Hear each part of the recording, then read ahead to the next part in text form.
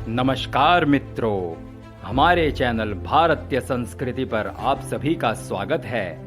आज हम आपके लिए शौर्य और वीरता की एक ऐसी गाथा लेकर आए हैं जो हमारे भारतीय इतिहास की एक बहुत ही स्वर्णिम एवं विस्मरणीय घटना रही, परंतु जिसे हमारे भारतीय इतिहास के पन्नों में उचित स्थान नहीं दिया गया। ये गाथा है वीरता, शौर्य और पराक्रम की। ये गाथा है भारत के विदेशी आक्रांताओं के सबसे पहले आक्रमण के बाद भारत के एक अभिन्न अंग सिंध को विधर्मियों से आजाद कराने की। ये गाथा है 8 वर्ष के बालक के अपने माता पिता और बहनों के हत्यारों से प्रतिशोध की। ये गाथा है उस आज़ादी और प्रतिशोध के लिए अपने प्राणों की आहुति देने वाले बलिदान की।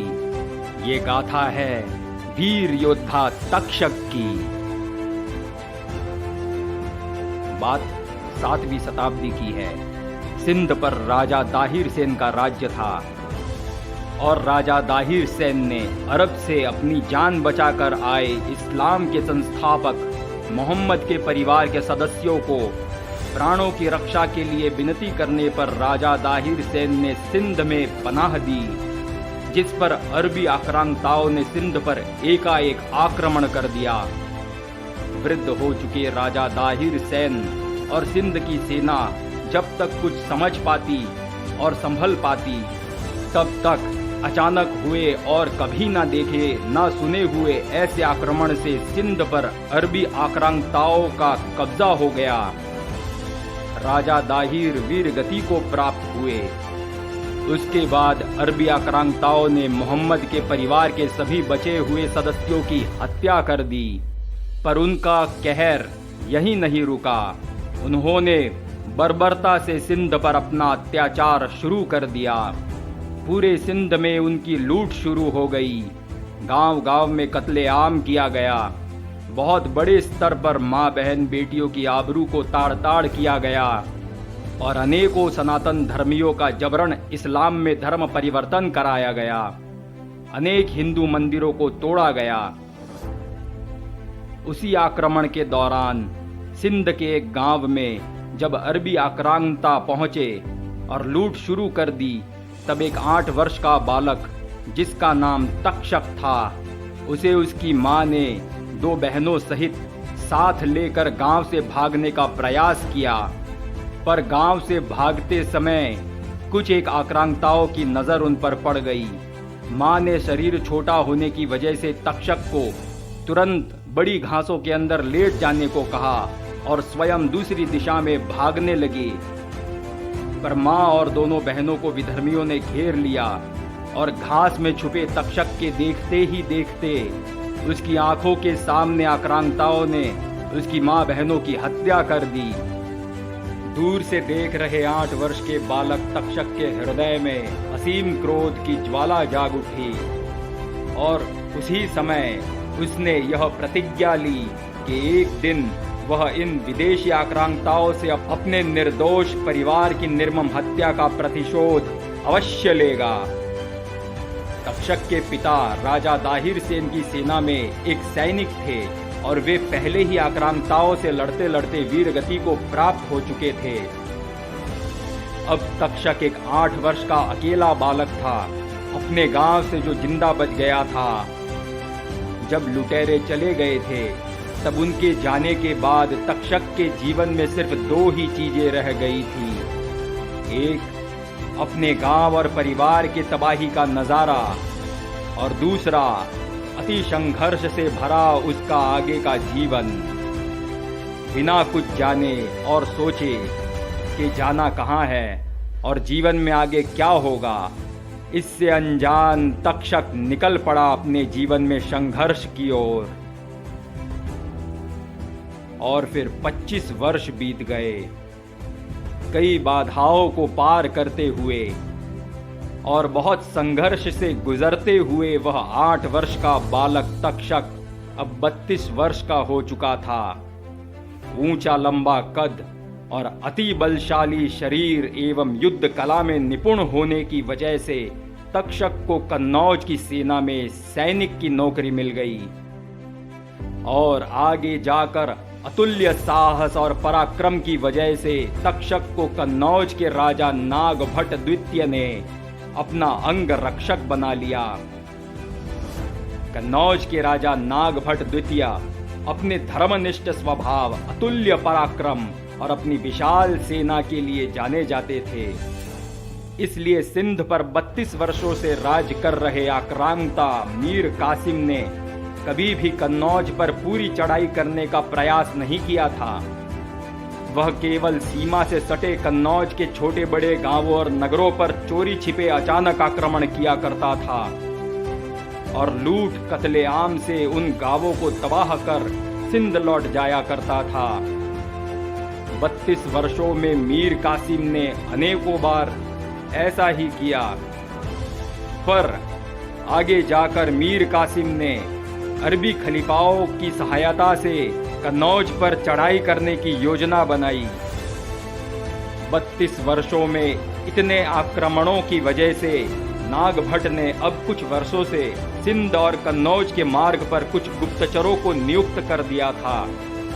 एक दिन कन्नौज नरेश को गुप्तचरों से सूचना मिली कि अरबी खलीफाओं की सहायता से सिंध की इस्लामिक सेना कन्नौज की ओर बढ़ रही है और 3 दिन में कन्नौज पर चढ़ाई करेगी। इस सूचना के प्राप्त होते ही राजा नागभट्ट ने सेनापति और महामंत्रियों सहित सभी सेना नायकों की आपातकालीन सभा बैठाई। राजा नागभट्ट उन राजाओं में से थे जो अपने सभी सेना नायकों का विचार लेकर ही कोई निर्णय लेते थे और आज भी सेना नायकों से उनका मत पूछा गया। सबको सुनने के बाद तक्षक बोले, महाराज, यदि अनुमति हो तो मैं कुछ कहना चाहता हूं। राजा की अनुमति से तक्षक ने कहना आरंभ किया कि इस बार उन निर्दयी आक्रांताओं को उन्हीं की भाषा में उत्तर देना होगा। महाराज ने कुछ सोचा और तक्षक को बोले, अपनी बात साफ साफ कहो तक्षक, कई चेहरे दुविधा में दिख रहे हैं। तक्षक ने कहा, महाराज, अरब सैनिक बहुत क्रूर है। सनातन धर्म के अनुसार युद्ध नियमों का पालन करते हुए उन अरबियों को हराने में हमारा बहुत नुकसान हो जाता है। हर बार जब तक हम उनके आक्रमण का उत्तर देने के लिए सेना लेकर जाते हैं तब तक बहुत देर हो चुकी होती है एवं राज्य के अनेक गांव लुट चुके होते हैं। हमारी निर्दोष प्रजाजनों की बड़ी निर्दयता से हत्याएं हो चुकी होती है। माँ बहन बेटियों की आबरू खंड खंड हो चुकी होती है। लेकिन अब हमें यह विचारना होगा कि आखिर कब तक यूं ही हमारी निर्दोष प्रजा की आहुतियां चढ़ती रहेगी। हमारा सबसे प्रथम उद्देश्य राज्य और प्रजा की रक्षा होना चाहिए, फिर चाहे हमें उसके लिए साम दाम दंड भेद कुछ भी क्यों ना करना पड़े।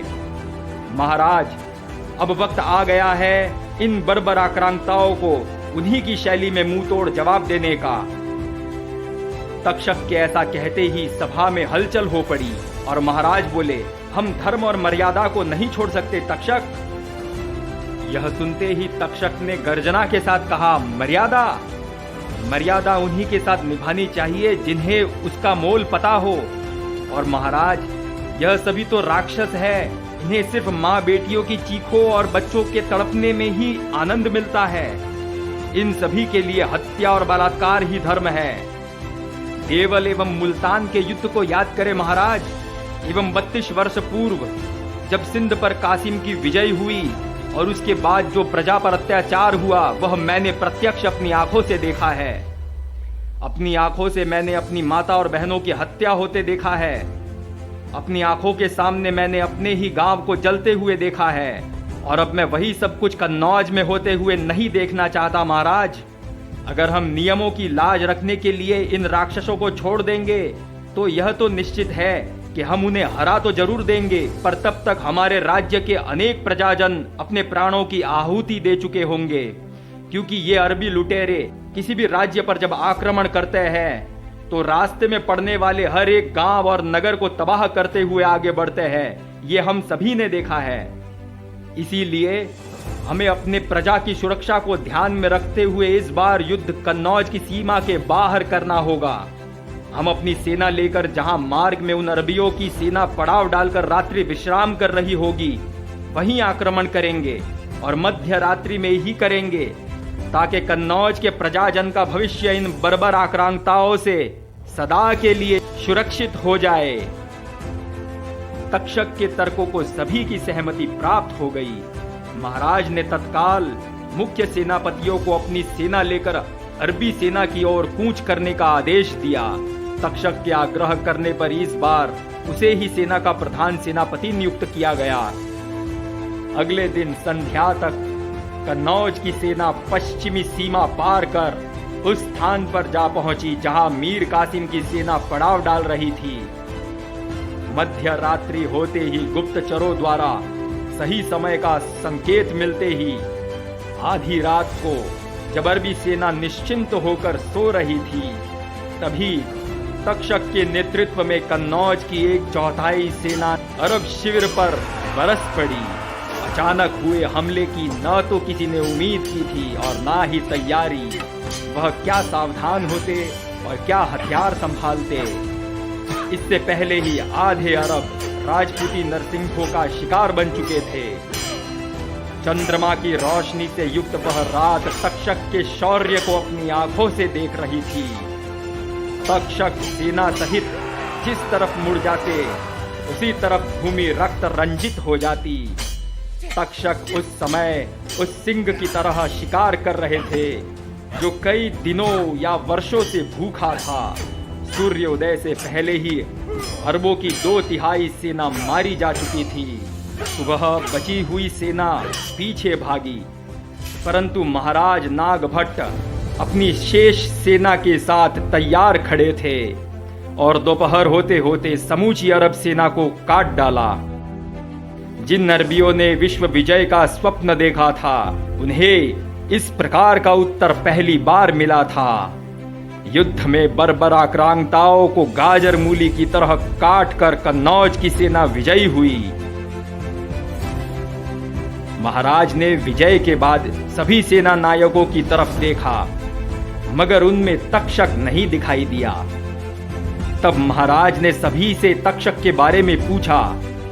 तब एक सैनिक ने कहा कि उसने उन्हें पश्चिम की ओर भागती हुई अरबी सेना के पीछे सेना की एक छोटी टुकड़ी के साथ जाते हुए देखा था।